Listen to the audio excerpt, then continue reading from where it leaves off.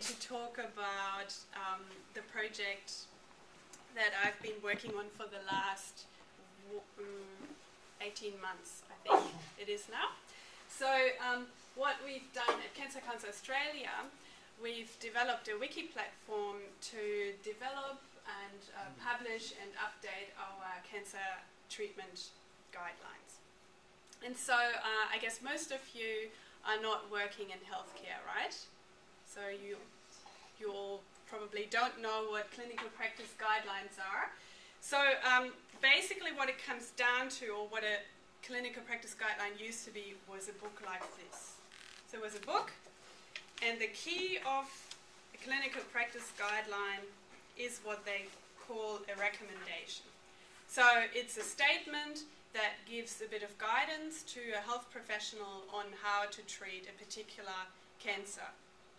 And the key thing about guidelines is really that they are systematically developed. So it's a lot about medical evidence and being able to assess medical evidence and then developing this content. And this in itself is already a very complex thing. And so there's this government organization, the NHMRC, and that what they do, they endorse guidelines in Australia and make sure that these clinical practice guidelines are developed properly and that they sort of are good guidelines, high quality guidelines based on evidence. And they came up with this process. And you know that governments are very risk averse organizations. So I think the whole guideline development business probably started 16 years ago. So that's when they were all like, okay, we need to develop clinical practice guidelines. And this process has become more and more and more complex. And so we've identified a lot of areas where this process was stopping clinical practice guidelines to be up to date and to be the best available content out there. And so we've looked at what is actually happening and where are the problems. And so one of the issues is that the searching of the literature is a very, very expensive and time-consuming process. So it's also a highly specialized thing these days. So the people have to go through numerous databases and come up with a search strategy to look through all of these literature databases.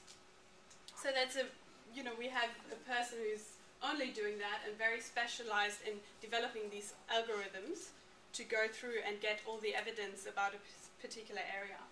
And one of the problems is that this process that the government has come up with, they require a cut-off date. So you need to say, if you develop a guideline for, say, for example, we are doing lung cancer, you would basically say, okay, our cutoff is August 2011, but what if a pivotal study suddenly appears in September 2011 and it revolutionizes the treatment? What do you do then?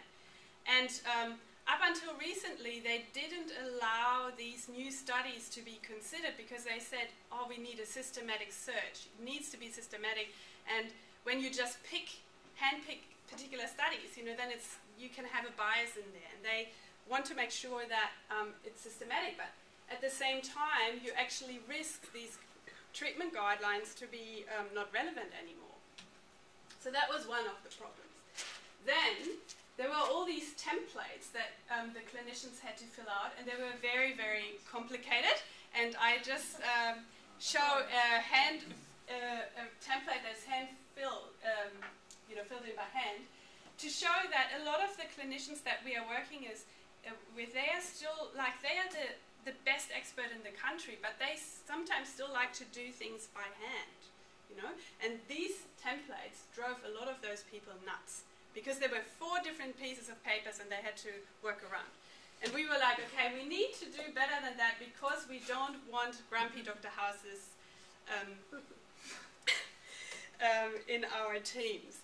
And I want to say that the clinicians that we are working with, they are all volunteering their time, They are the best experts in this country, and they do this work for free. So they do that in their free time. And of course, you know, it gets harder when it's all getting more and more complicated for them to keep them on board. The other thing, I call it the review of the review of the review problem, is that, you know, I guess every one of you probably has developed some kind of proposal or project plan or something. And so what you do, you have your expert group, you come up with a first draft, you review it internally in this group. And this is also what's happening with clinical treatment guidelines. You have this draft, but then it's required to put it out for public consultation, to advertise it in a newspaper. And then, you know, there were, I think, 5 different review processes. And sometimes this takes up to 9 months, maybe even longer.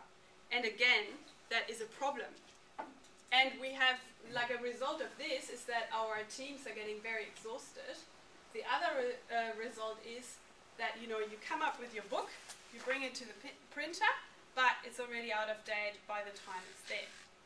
So, and it was time to rethink this whole thing of how are we doing guidelines. And I just came back from an international conference, and of course you can imagine that everyone is doing this. All over the world, the people are looking for new ways of doing this. And another problem that we were thinking of is, okay, you know, yes, we have these clinical treatment guidelines, but let's take it a bit, you know, let's look at it from a broader perspective. What impact are we having on clinical practice? You know, the fact that we are having a book or that we are having a website out there doesn't necessarily mean that it's in the head of the clinicians and that the clinicians are actually using this stuff. And there are a lot of people out there, you know, they are so busy, they might not have time to look at this. So how can we actually deal with that? And another problem, just to throw in that knowledge thing that I learned coming to these forums, is that all this knowledge that we had, all these thousands of literature reviews that we've conducted at Cancer Council over the years, over the last 16 years, where is that knowledge? It's hidden away in folders, and it's stored in some garage in Sydney, and it's very hard to get to. And in fact, we had to dig out our literature results for a melanoma guideline, and it was a very difficult undertaking because it was just somewhere in some files. So yeah, we really needed to do something about this. And so, so one of the key priorities for us was, okay, we want to have up-to-date living guidelines. We want to make them as good as we possibly can. We wanted to find a way out how we can handle this whole literature searching and citation critical appraisal business in a more effective way.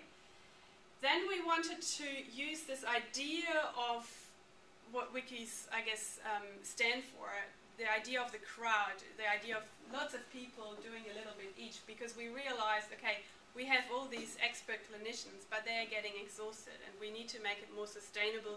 We need to pick the brains of many people. And yeah, obviously we wanted to engage all sorts of different users in a different way, more transparency, we wanted something flexible and affordable. And so this is how the wiki looks today. And I've just come up with this pretty diagram about the new way. And so, so up to here, it's basically about just coming up with a guideline as we know it, as this book thing. It's sort of, I call it, at some point it gets wikified. And then what's really going to be the interesting thing about this whole project is this ongoing thing, making it a living being, having ongoing updates, ongoing comments, ongoing literature coming in. And yeah, I'm just going to show you how this is working. So the first thing that happens is that these experts, they get handpicked, they come together, and they come up with a scope, pretty much like any project, and then they are developing what they call clinical questions. And then what we are doing now, this whole literature searching thing, this now happens on our wiki. So I'm just showing one thing that we are doing. we are automatically importing PubMed articles, and that all happens in 10 minutes and gets all dumped straight into the wiki. So all these citations are going straight in that system. And what happens then is that the clinician, he has his user page, he has the pages that he is taking care of there, and then he has his task list of things that he needs to do. And so he jumps on and can just go on there and fill out a form instead of 4 complicated templates that are all disconnected. And that all gets stored, and then the system automatically generates what they call a body of evidence table. That gives you basically a quick overview of the evidence about your area that you're assessing. And so this person can see straight away, okay, these 3 studies here, they are the highest level of evidence, and I need to look at those and formulate my treatment recommendation around that. And he sort of looks at the rest, at the lower level evidence, as sort of like a basis kind of thing. And so what the authors then do, they develop their content, they come up with their evidence summaries and the recommendations. The recommendation is graded, and the clinicians all know what that means. You know what a grade C recommendation means. And so what's happening now is that... Detrimental effect on survival. I just love the language. Don't do this, it might kill people. Yeah, in fact there's one organization in America, and they came up with an automated computer thing to actually formulate these things, and they have all sorts of phrases that you can use. May not, should not, and you know. So, yeah, and so what happens now is that gets then, once we've wikified it, people can then go and comment. So you could comment. If you know anything about lung cancer, you could tell us what we can improve about a section. The other thing that we are allowing is, because we know that with our literature searching, we probably might miss studies, and people can tell us, you know, you've missed a pivotal study, you need to look at this piece of evidence, and they can submit that as well. So, you know, this is sort of a view of one view of a clinical practice guideline on the wiki. It looks very much like the book thing that people are used to, but we are also providing different kinds of views. So for example, the clinicians are usually interested in this, so they want something quick and easy. They just want the recommendation, and then if they are interested, they can navigate back to the more detailed narrative. Another thing that we are about to implement is a flowchart view, where you can land on a page with a flowchart, and you can sort of find your way around there. That is often very important to patients, because they really want to know where they are in the treatment process. So we want them to be able to go like, okay, chemo, I need to look here, and then they can sort of find out what is recommended in the area of chemotherapy. And yeah, so, you know, they can sort of fill in a comment box or alert us of any new studies like that. And so what we are doing in terms of making sure that we are picking up evidence, we are using our automized literature alerts. We are using our expert authors that can say to us that our automatic literature search has missed something. They can put it in themselves. And then we are using the larger public, you know, that are professional bodies. You know, there are lots of professional colleges out there that can tell us what we've missed, or external experts. And we can now ask a doctor in Canada, you know, he might land on our site and he can tell us if we forgot something. And so what happens is that our guidelines are now divided up into sections, and each section has a guardian. So there's one main author, and he has 2 clinicians that work with him. And so what these people do, they get updates about comments and they address the comments. They get updates about the literature, and then they can see, do I need to update my section or not? So we are really making sure that we get this content as up to date as possible. And the great thing about the wiki is that we have divided it. So, we can change a section and it doesn't matter. It doesn't necessarily has to affect the radio therapy section if we are updating chemo. So that's a very good thing for us. Another thing that we can do now, we can provide a lot more transparency about the content. So every single page has an appendix where people can see, what is the evidence behind it, what's behind the recommendation, how has this author assessed the medical evidence. So that is already a lot better, because in the old book days, they actually had to contact Cancer Council and find out more about all that information, and now we are making it available to people. And some people are not interested in that sort of stuff, but some people are. Some people really want to know how we've done this. So the next thing that we are tackling is that we want to make sure that our guidelines are really affecting clinical practice. And it's very, very hard to get the attention of clinicians. And one thing that has been proven to be very effective in America is an e-learning program called Spaced Education. It was developed at Harvard University. And what it does, it basically sends case scenarios to clinicians every 2 days on their PDA or iPhone or via email for people who are maybe a bit more old-fashioned, and they just answer the question, and then if they got it wrong, it gets sent again, and there's some algorithm behind it.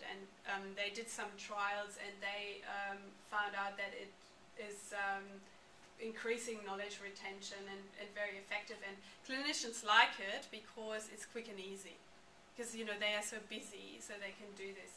So that's what we are doing to increase our uptake. The other thing that we've implemented is a web analytics tool called Mouseflow, and what that does, it generates these movement heat maps, so we can see how users are actually navigating the site. The other thing that we are getting from this is live recordings, which is very interesting to watch. So we are on a plan where we get 100 recordings a month, where we then can watch them and see how people are actually dealing with our website. And I'm hoping that I will be able to improve our wiki and make it more user-friendly, because I can pick up, where they are getting confused and where they are not clicking in the right spaces. And this is my favorite. I'm currently working with an agency to put up a new skin to actually make the wiki consistent with Cancer Council's branding, and that is going to be put on top of the wiki in a few weeks' time, hopefully. And then it will not look like a Wikipedia wiki anymore. So I'm very happy about that. And now I want to start to pick your brains. So one thing is, I've already mentioned that we are working with volunteers in this project, and we know that, especially with Generation Y, people like me, we don't like working for free, we want recognition. We need to sort of start thinking about those things and really try and find ways of how we can engage people. And one thing that we want to do is, of course, we want to talk to all these professional bodies in Australia and tell them, look, if people are spending their time developing guidelines, they should be credited with continuing education points. And in America, that's already part of their training. They can do online stuff, but in Australia, I don't think that this is currently happening. So we are really hoping that people can get recognition, and then we are allowing authors to write literature reviews in journal articles, and we are hoping that that will also be a good thing for them because they like to be published. But yeah, I'm really thinking that, like, you know, what I feel is that we've done this now. We've translated most of what's been happening into an online process, or it's all captured in a system now. But I feel I need to sort of start thinking a bit more broader to really pull this off and to really make this a successful project. And yeah, I would be interested in hearing what you are suggesting, where to start. Is Gen Y the general public, or